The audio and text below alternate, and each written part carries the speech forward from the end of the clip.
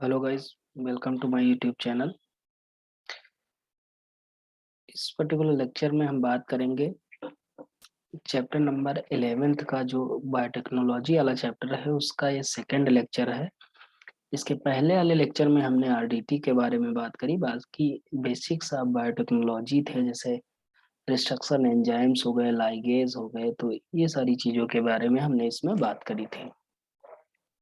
तो इस लेक्चर में हम बात करेंगे कि जेल इलेक्ट्रोफोरेसिस क्या होती है। तो इसमें देखो, अभी तक हमने क्या किया, रिकॉम्बिनेंट बना दिए थे। रिकॉम्बिनेंट बना दिए थे का मतलब क्या है, जो रिस्ट्रक्शन एंजाइम, जैसे the fragment obtain after the cutting with the, जैसे रिस्ट्रक्शन एंजाइम से कटिंग हो गई, अब उसके बाद उसका जो सेपरेशन करना होता है, तो सेपरेशन किससे किया जाता है, जो डीएनए के फ्रेगमेंट्स होते हैं उनका सेपरेशन किससे करते हैं, जेल इलेक्ट्रोफोरेसिस से करते हैं। The fragment obtained after cutting with the restriction enzyme are separated by the using gel electrophoresis। अब यहाँ देखिए, जेल इलेक्ट्रोफोरेसिस की हम बात करते हैं, यहाँ कई सारी चीजें आती हैं। जैसे सबसे पहली बात आती है electric field. Electric field is applied to the electrophoresis matrix, commonly called as agarose gel, and negatively charged DNA fragment move toward the anode। और जो निगेटिवली चार्ज जो डीएनए फ्रेगमेंट्स होते हैं वो कहाँ जाएंगे, एनोड की तरफ जाएंगे। जो पॉजिटिवली चार्ज होते हैं वो कैथोड की तरफ जाएंगे। Fragments separate according to their size by the sieving properties of the agarose gel. Fragment जो डीएनए के होते हैं वो, देखिए यहाँ निगेटिवली चार्ज चार्ज के बेसिस पे सेपरेशन हुआ, लेकिन यहाँ जो सीविंग प्रॉपर्टी होती है, जैसे जो छलनी होती है, तो उसी तरह की ये छानने का काम करते हैं एगरोस जेल। जो फ्रेगमेंट्स होते हैं तो उनका सेपरेशन एगरोस जेल से किया जाता है, जिसकी प्रॉपर्टी क्या होती है, सीविंग प्रॉपर्टी होती है। जो स्मॉलर फ्रेगमेंट होता है ये फास्टर मूव करता है, तो यहाँ क्या होगा, फास्टर। जो स्मॉलर फ्रेगमेंट होगा वो बहुत जल्दी मूव करेगा। जैसे मान लीजिए यहाँ कोई एक छोटा सा दरवाजा है, मान लो एक ये छेद है थोड़ा सा, जैसे मान लीजिए ये क्या होगा, एगरोस जेल इस तरह का होगा, तो यहाँ क्या होंगे, बहुत सारे बीड्स होंगे। जो बीड्स होते हैं, बीड्स मतलब छेद होंगे छोटे छोटे। तो जो बड़ा होगा वो देर में जाएगा, लेकिन जो छोटे हैं वो सबसे पहले छन के बाहर निकल जाएंगे, है ना। स्टेनिंग डाई यहाँ यूज करी जाती है, जैसे Ethereum bromide followed by the exposure to UV radiation are used to visualize the DNA fragment। तो यहाँ इथेरियम ब्रोमाइड का भी यूज किया जाता है for the visualisation of the DNA fragment. आगे देखते हैं कि यहाँ जैसे DNA fragment are visible as bright orange coloured band in the agarose gel matrix. तो जो एगरोस जेल मैट्रिक्स होता है उसमें क्या होते हैं, ब्राइट ऑरेंज कलर के डीएनए फ्रेगमेंट दिखते हैं। These bands are cut from the agarose gel and extracted from the gel pieces। जो इल्यूशन यहाँ इनका किया जाता है, जैसे ये जो बैंड दिखते हैं इनको हम क्या कर लेते हैं, एगरोस जेल से कट कर लेते हैं। DNA fragments are purified and these purified DNA fragment are used in constructing the recombinant DNA। और ये जो डीएनए फ्रेगमेंट है इनको प्यूरिफाई किया जाता है, और प्यूरिफाइड डीएनए जो फ्रेगमेंट होते हैं यही क्या करते हैं, रिकॉम्बिनेंट डीएनए के फॉर्मेशन करने में हेल्प करते हैं। ओके, तो आगे देखते हैं हम क्लोनिंग वेक्टर क्या होते हैं, होस्ट क्या देखते हैं, यहाँ होस्ट को देखते हैं क्या होता है, एंड क्लोनिंग वेक्टर क्या होते हैं ये देखते हैं।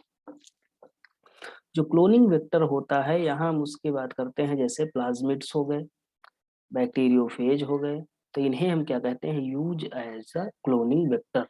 तो प्लाज्मिड एंड बैक्टीरियोफेज को हम यहाँ कॉमनली वेक्टर की तरह यूज करते हैं। Both of these have the ability to replicate within the bacterial cells independent of the chromosomal DNA.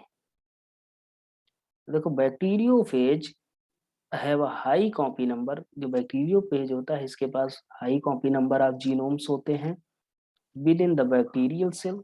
जो प्लाज्मिड्स होते हैं may have 1 to 2 copy number होते हैं। तो लगभग 1 से 2 से लेकर 15 से 100 कॉपी नंबर तक होते हैं जीनोम का साइज। तो यहाँ बड़ा जीनोम साइज किसका हुआ, बैक्टीरियोफेज का। यहाँ हाई कॉपी नंबर होते हैं। अब देखिए यहाँ in foreign DNA is linked to these vector, then it is multiplied to the number equal to the copy number of the vector. Features present in the vector itself help in the easy isolation of the recombinant from the non-recombinant. तो vector के पास बहुत सारे features होते हैं जिससे क्या होता है, हम आइसोलेशन में रिकॉम्बिनेंट नॉन रिकॉम्बिनेंट का जो आइसोलेशन है उसमें बहुत ज्यादा हेल्प मिल जाती है।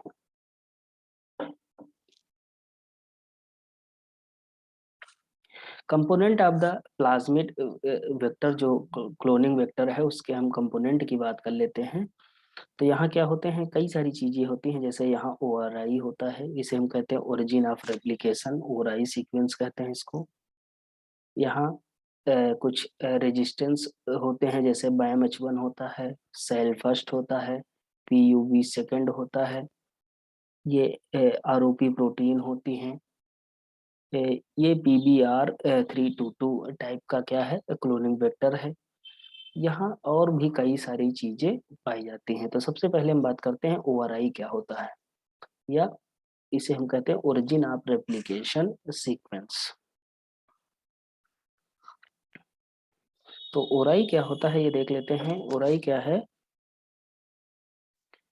Replication start from the, replication कहाँ से स्टार्ट होगा, यहाँ से स्टार्ट होगा, from air ORI any fragment of the DNA when linked to the ORI can be made to the replicate। और जो भी डीएनए फ्रेगमेंट यहाँ पे आके लिंक करेगा वो क्या करेगा, रेप्लिकेशन वहां से उसका स्टार्ट हो जाएगा। With the help of this the genetic engineer में control copy number of the recombinant DNA. यहाँ से जो जेनेटिक इंजीनियर है कॉपी नंबर को कंट्रोल भी कर सकते हैं of the recombinant DNA to recover a high copy number. suitable origin of replication must be chosen। तो हाई कॉपी नंबर को बनाने के लिए या प्राप्त करने के लिए suitable origin of replication का सिलेक्शन जरूरी होता है। फिर देखो बात आती है सिलेक्शन मार्कर, सेलेक्टेबल मार्कर की। These genes help to select recombinant over the non recombinants। तो जो सेलेक्टेबल मार्कर्स होते हैं ये रिकॉम्बिनेंट नॉन रिकॉम्बिनेंट को सिलेक्ट करने में बहुत ज्यादा हेल्प करते हैं। Antibiotic resistant gene such as AMPR, जैसे एम्फिसिलिन रेजिस्टेंट। फिर दूसरा होता है टेटार, इसे हम कहते हैं tetracycline resistant, serve as the selectable marker usually. तो कभी भी एग्जाम में पूछा था सेलेक्टेबल मार्कर्स कौन से होती हैं, तो कौन से होते हैं, एम्फिसिलिन रेजिस्टेंट होता है, शॉर्ट में इसे AMPR भी लिख सकते हैं, या टेट्रासाइक्लिन रेजिस्टेंट होते हैं।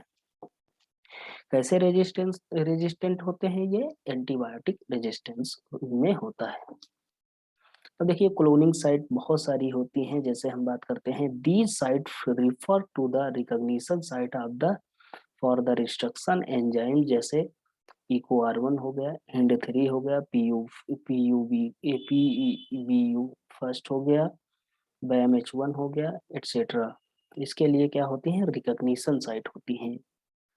These are the site where restriction enzyme cut the DNA। यहाँ जो रिस्ट्रक्शन एंजाइम्स होते हैं क्या करते हैं, यहीं पे आके डीएनए को क्या करते हैं, कट करते हैं। जैसे PVU फर्स्ट हो गया, EcoR1 हो गया, ये सभी क्या है, ये सभी क्या है, ये सभी क्या है, ये मतलब एंजाइम्स है जिसे हम कहते हैं restriction enzymes. Cloning process become completed when more than one recognition site present। तो क्लोनिंग की प्रोसेस कब पूरी होगी, जब एक से ज्यादा रिकॉग्निशन की जो साइट है वो हो जाएंगी, तब क्या होगा, क्लोनिंग कंप्लीट हो जाएगी। Therefore, ligation is carried out only at restriction site present on the antibiotic resistant gene. उसके बाद क्या हुआ, कटिंग हो गई, इको आर1 वगैरह बैम H1 जितने रिस्ट्रक्शन एंजाइम आए थे अपना कटिंग वटिंग कर दिए। फिर उसके बाद क्या होगा, लाइगेशन होगा। अब देखिए हम बात करते हैं कि how antibiotic resistant gene help in the selecting recombinant. तो एंटीबायोटिक रेजिस्टेंट होते हैं वो कैसे हेल्प करते हैं for the selection of the recombinant. देखिए यहाँ क्या है कि suppose tetracycline gene has Bam H1 recognition site. अगर मान लीजिए टेट्रासाइक्लिन जो रेजिस्टेंट है उसके पास बैम H1 रिकॉग्निशन साइट है, तो क्या होगा कि when Bam H1 is used for the restriction, अगर बैम H1 को अगर हम यूज कर दे for the restriction, then foreign DNA fragment is inserted with in the tetracycline gene. तब क्या होगा, यहाँ जैसे बैम H1 यूज कर लिया जाए रिस्ट्रिक्शन के लिए, तो जो फॉरेन डीएनए है वो क्या करेगा, इंसर्ट कर जाएगा टेट्रासाइक्लिन वाले जीन के ऊपर। Hence tetracycline resistant is not present in the recombinant, क्योंकि टेट्रासाइक्लिन का क्या हो गया, यहाँ तो उसका तो रिस्ट्रक्शन हो गया, तो वो जो रिकॉम्बिनेंट होगा उसमें टेट्रासाइक्लिन नहीं पाया जाएगा क्योंकि उसका तो कटिंग हो गया। Recombinants will grow on the media containing ampicillin but will die on media containing tetracycline।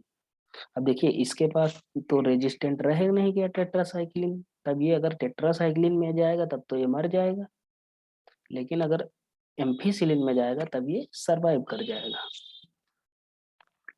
On the other hand, non-recombinant will grow on the medium containing ampicillin। जो नॉन रिकॉम्बिनेंट होंगे उनका क्या होगा, उनके अंदर तो दोनों का रेजिस्टेंट है, टेट्रासाइक्लिन भी है और एम्फीसिलिन है, तो वो क्या हुआ, नॉन रिकॉम्बिनेंट तो दोनों में सरवाइव कर जाएगा। Okay, in this way antibiotic resistant gene help in the selecting transformant. तो जो रिकॉम्बिनेंट होते हैं एंटीबायोटिक उसमें बहुत ज्यादा हेल्प करते हैं। अब देखिए अल्टरनेट सेलेक्टेबल मार्कर्स कुछ होते हैं, जैसे एंटीबायोटिक रेजिस्टेंट की बात अगर हम छोड़ दें तो और भी अल्टरनेटिव मार्कर्स होते हैं जो सिलेक्शन प्रोसेस के लिए यूज किए जाते हैं। जैसे जैसे अल्फा गैलेक्टोसाइडेज हो गया, ये क्या करवाता है, gene coding. When foreign gene is inserted into with in the alpha galactosidase gene, the enzyme alpha galactosidase gets inactivated. अगर मान लीजिए फॉरेन जीन इंसर्ट कर दिया जाए अल्फा गैलेक्टोसाइड में, तो अल्फा गैलेक्टोसाइड क्या हो जाएगा, ये तो हो जाएगा इनहिबिट, इनएक्टिवेट हो जाएगा। इसे हम क्या कहेंगे, इंसर्शनल एक्टिवेट्स, इनएक्टिवेशन कहते हैं। Then the bacteria are grown on the chromogenics, उसके बाद क्या होगा, बैक्टीरिया कहाँ ग्रो होंगे, क्रोमोजेनिक सबस्ट्रेट में ग्रो कर जाएंगे। Non recombinant will produce blue coloured colonies, और जो नॉन रिकॉम्बिनेंट होंगे वो क्या करेंगे, ब्लू कलर का कॉलोनीज का फॉर्मेशन करेंगे। Recombinant will produce colourless colonies, जो नॉन रिकॉम्बिनेंट होंगे वो ब्लू कलर की कॉलोनीज फॉर्मेशन करेंगे, जो नॉन रिकॉम्बिनेंट होंगे वो क्या करेंगे, कलरलेस कॉलोनी का फॉर्मेशन करते हैं।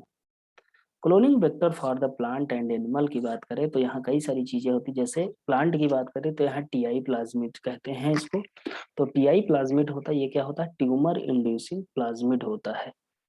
इसमें कई सारी चीजें आती हैं, टी डीएनए आता है, जी जीन आता है, बी जीन आता है, कई सारी चीजें होती हैं इसमें। तो Ti plasmid refer to the plasmid of the agrobacterium tumefaciens. तो ये किसका, प्लांट का है, ये किसका जीन है, ये प्लांट का है vector. Agrobacterium tumefaciens is a plant pathogen. It produces tumors in the plant of the it infect। और ये कहाँ डेवलप होता है, ये क्राउन गॉल का फॉर्मेशन करता है, ये ट्यूमर का फॉर्मेशन करता है, कहाँ, जिस प्लांट को ये इन्फेक्ट करता है उसमें ट्यूमर का फॉर्मेशन करवा देता है। TI plasmid can be modified into the cloning vector by removing the gene responsible for the pathogenicity। TI plasmid modify किए जाते हैं, किए जा सकते हैं by the removal of the gene responsible for the pathogenicity.